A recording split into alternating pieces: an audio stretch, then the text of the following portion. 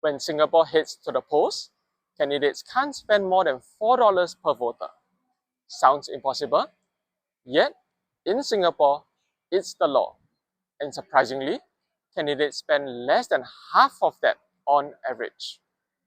Meanwhile, Donald Trump and Kamala Harris spent around 30 times as much per voter in the last US election, and there was no legal limit to how much they could have spent.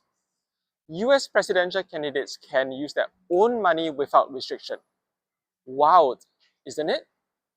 So why doesn't Singapore's $4 limit matter?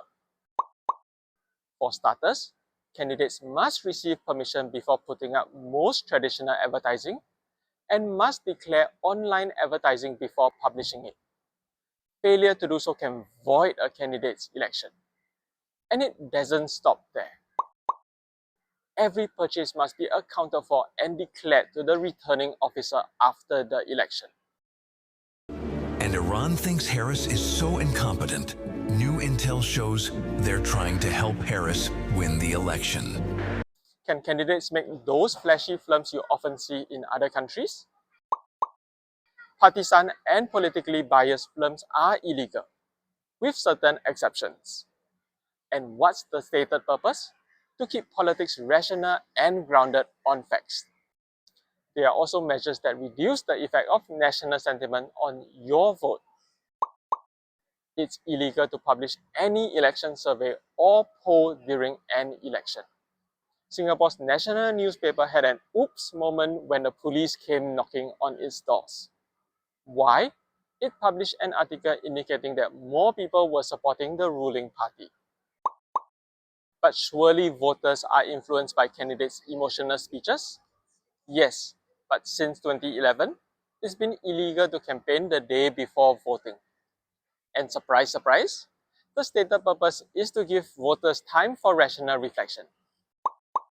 Finally, it's illegal not to vote.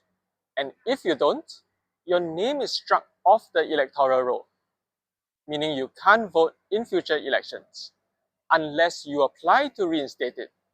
And that comes with a fee. Are Singapore's rules too strict? Whether or not you agree with these rules, they raise fascinating questions. Should elections be about who can spend the most money? Should emotion take a backseat to rational reflection? Should voting be a duty and not just a right? Singapore's approach isn't perfect.